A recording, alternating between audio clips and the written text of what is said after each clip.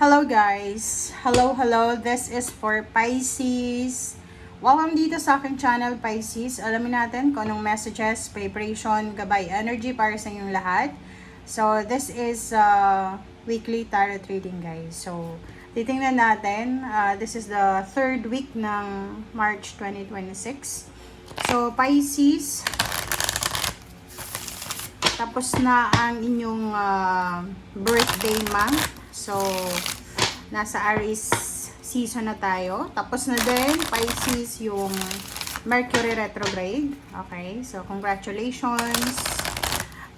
Doon sa mga Pisces na marami kayong mga napagdaanan na hindi maganda sa Mercury retrograde from February 26 hanggang March 20. So, congrats. Okay, so babalik na sa dati yung energy nyo ngayon. Okay, so let's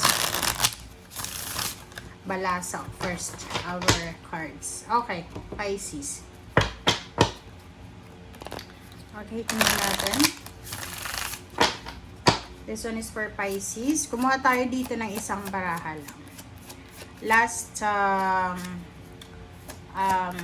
2 weeks na to. So, pwedeng makaresonate ka.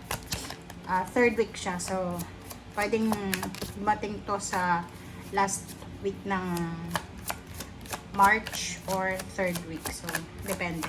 Depende sa kung kailan. Kasi ano naman to timeless naman siya. Pero, nilalagay natin yung third week kasi pwedeng yun dun magsimula. Alright. This is for Pisces. Walang lumalabas sa inyo guys. Okay. A blessing on the children. Wow. So yun. Pisces, you are super blessed for having a children. So kung ikaw ay mother, father, pwedeng wala kang anak, pero meron kang mga pamangkin, parang ganun.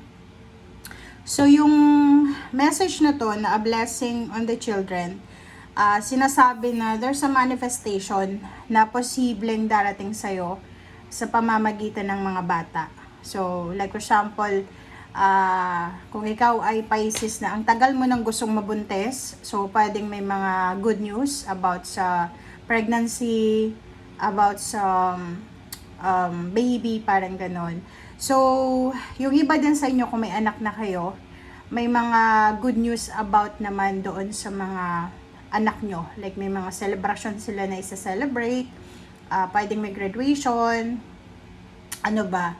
Recognition. May mga birthday. So, nakafocus ang linggong ito sa bata. Okay? So, you are super grateful and thankful sa kung ano man na blessing na darating sa'yo na dala-dala ng batang ito or ng mga batang ito. Alright? So, let's check. This is for Pisces. Okay. First card mo ay this is the Chariot.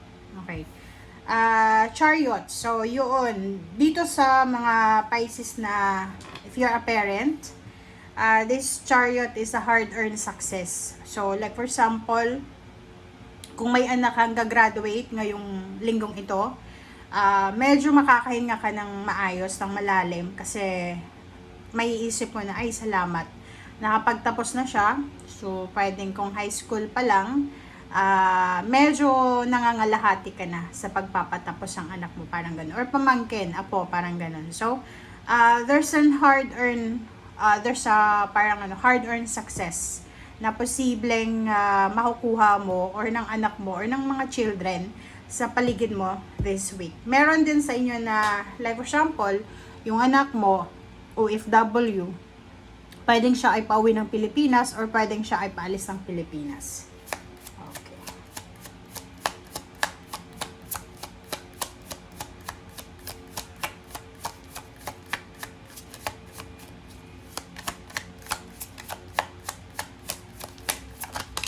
Okay, next card is Zero the Fool. O, diba? So, these two cards are parang ano siya, resonated sa bawat isa. Na yon, sinasabi ng baraha na pwedeng may mga new beginnings na mangyayari sa'yo and you in between the children, or pwedeng, eto na yung ano, like, from being single, pwedeng may pregnancy, or from being married na nagpapaaral ng anak, pwedeng medyo kakalma kayo sa ngayon. And there's a magician, lahat daw ng pangarap mo, okay? So, sinasabi ng bara sa'yo dito, para doon sa mga Pisces na nag-aalala ka para sa iyong mga anak, sa iyong pamangkin, sa iyong apo, huwag ka daw mag-alala kasi lahat ng prayers mo, lahat ng minamanifest mo sa kanila ay mangyayari yan. So, sabi ng baraha dito, there's so much miracle na darating sa buhay nila na pwedeng makatulong para magsimula sila ulit, and at the same time para matupad nila yung mga pangarap nila sa buhay. Alright, let's check. Ano pa ba? Wow. So, Pisces. So, nakikita ko sa'yo dito na sobrang masaya ka. Okay? You're super happy. You're happy, you're contented sa linggong ito. Kasi kung makikita mo yung baraha mo, sinasabi ng baraha sa'yo dito na lahat daw ng mga pagtitiis mo, lahat ng sacrifices, or pwede din na yung mga bata, may mga sacrifices din sila, ay posibleng magbubunga. So, there's so much happiness, success na posibleng i-celebrate kayo sa linggong ito. Tingnan mo to, yung Ace of Cups dito, aapaw yung emotions mo. Parang tears of joy.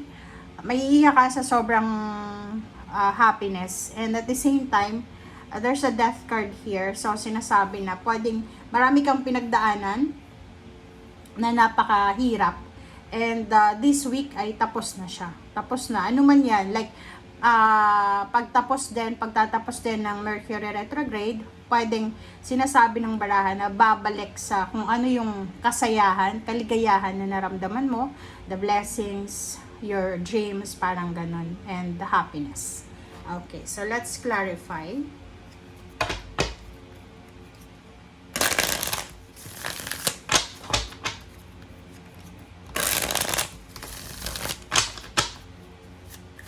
Let's clarify, Pisces. This is for the Chariot. Ano bang message ang pwedeng, so yun. So this one, sinasabi ng bara sa'yo na the Tower. So marami kang pinagdaanan na pwedeng magtapos na. Bumagsak yung foundation. So like for example, because of plano, dreams, maraming nasira. Like for example, naghirap sa pera, relationship nasira, parang ganun. But sinasabi nga ng baraha na lahat ng sacrifices, lahat ng pain and heartaches mo, lahat ng mga nangyaring hindi maganda, tapos na siya sa linggong ito. Okay? So yun, you're moving forward. Okay. Zero the Fool. Okay, what's the Zero the Fool, guys? Okay, Zero the Fool. Eight of Cups. So, you're moving forward talaga. So, nakikita ko sir dito, Pisces, you're moving forward. So, maraming mga tao, maraming sitwasyon na hindi maganda ang nangyari sa buhay mo. And, kung makikita mo dito, sinasabi ng barahan na you're moving forward. So, you're withdrawing yourself. You're withdrawing yourself from any disturbances, parang ganon.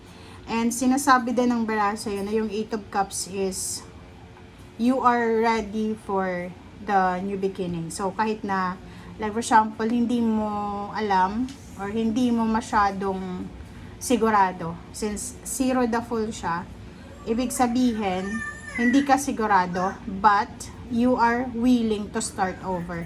Okay? So, yung Zero the Fool dito, like for example, may prospect ka na bagong lugar kung saan ka maghahanap ng trabaho, may prospect ka na bagong lugar kung saan ka lilipat ng bahay, parang ganun. So, sinasabi ng bara sa'yo na don't worry, kasi lahat ng gusto mo, lahat ng mga yan ay mapagtatagumpayan mo. Okay? And nakikita ko rin sa'yo dito na medyo marami kang lesson learned sa buhay. And yung Eight of Cups na to, nakafocus ka lang sa sa progress, sa progression ng buhay mo. So, siguro dati, mabilis kang magalit, mabilis kang mag-react, but this week, nakikita ko sa'yo dito na nakafocus ka sa new beginnings, nakafocus ka sa sarili mo, you're withdrawing yourself from any negative relationship, negative attachment, kahit pamilya, relatives. So, parang nakikita ko sa'yo dito na nakafocus ka sa peace of mind mo. Okay? So, let's check for the Magician. Okay, Magician is 8 of Swords, oh. 'Di ba? So, this one is parang clarity. This is the clarity. Clear na yung paligid mo siya ngayon. Kasi sinasabi ng barahan na lahat ng mga obstacles and challenges ay posibleng parang siya, liwanag. Parang siya, dati ay medyo magulo. Maraming sekreto na tinatago sa'yo. Marami kang mga confusion na nararamdaman, nararanasan. But now, para siyang milagro. Kumbaga, ang linggong ito ay napaka-importante kasi marirealize mo sa linggong ito na napakaganda ng buhay. Okay? Life is beautiful. Okay? So, yung 8 of Swords na yan, yung mga obstacles and challenges, para siyang milagro na magdi-disappear sa buhay mo sa linggong ito. Okay, so let's check for the Ace of Cups. Ano ba yung rason pa para maging masaya ka? Or bakit masaya ka sa linggong ito? Okay, wow! So excited ka. You're full of excitement. Ang dami mong maraming rason talaga. Pisces, may rason kung bakit ka masaya. So you're excited for the celebration, for the endings and new beginnings. You're excited sa journey mo, sa plano mo, sa kung ano man yan. So, you're excited. Wow. Okay, so Death card. What's the last message? Okay, the last message is 5 of Swords. Oh, 'di ba? Wala na. Parang sinasabi ng bara sa'yo, sa ilalim mo dito is 10 of Wands. 'Di ba? Sinasabi ng bara sa'yo dito na wala ka nang dapat problemahin. Kasi yung mga obligations mo, yung duties, responsibilities ay tapos na. And yung 5 of Swords dito, sinasabi ng barahan na wala ka nang dapat problemahin. Okay? So, this week, nakafocus ka lang sa fruition, sa progress. And wala kang oras para sa mga toxic. Thank you guys. Bye!